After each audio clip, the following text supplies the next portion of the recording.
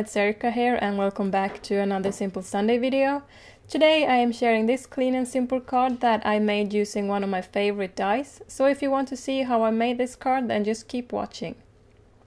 And I've already made a card base using a craft colored cardstock from Bazzill, which have embossed dots all over it. I do believe that this texture is called Swiss dots or something like that. My card base is as usual a European A6 card base, which in inches is about 4 1/4 by 5 3/4. I also cut a white panel slightly smaller than my card base, so I would get a small border around it. The die set that I'm using is this set from Whiff of Joy called Small Banners, and I'm going to cut out a bunch of these for my card. But before I do that, I want to stamp some different patterns on a piece of white cardstock, and I'm using the dressings for this. And the two colors that I'm using here are worn lipstick and antique linen. And I'm using a few background stamps also from Whiff of Joy. Two of them have a variety of dots and circles on them, and the last one has some nice vintage text. While stamping, I noticed that the antique linen was a bit too light and I wanted something darker as well, so I brought out the darker color called Gathered Twigs for the last set of stamps. And I also wanted some colored cardstock without a pattern, and since I don't have any cardstock that perfectly matches my distressings, I'm just coloring my white cardstock by putting the ink pad directly to the paper. This way I get a cardstock that will match the rest of the banners on my card. And I'm then using my paper trimmer to trim the colored parts into two thin strips. And when cutting out the banners, I did some partial die cutting on some of the banners since I wanted some of them to be longer. Partial die cutting is really easy to do, and it also gives you many more ways to use your dies.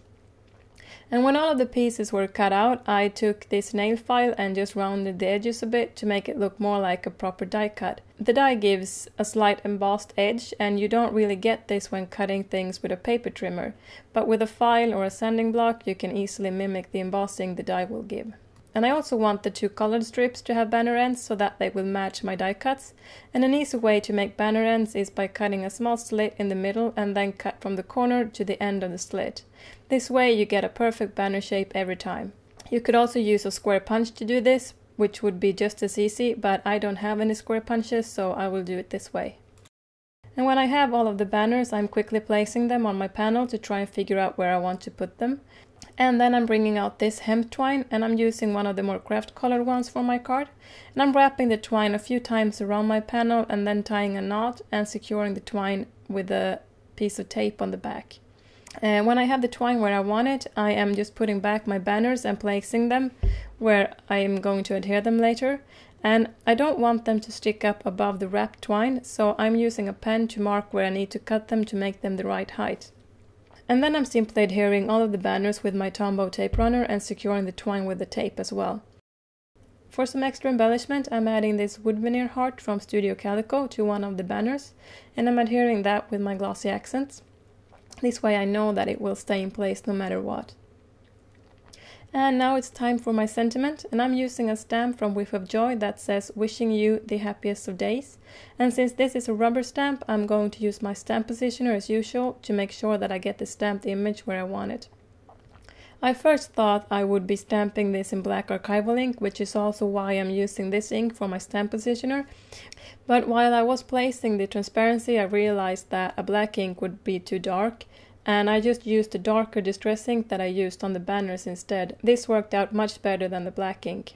I am then adhering the panel to the card base using foam squares, and as usual I am still using up my small squares, and I have to use a lot of them.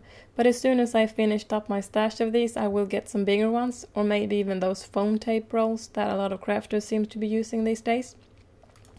And as a final touch, I'm adding some pink enamel dots to the card, and the ones I'm using are some really old ones from My Mind's Eye.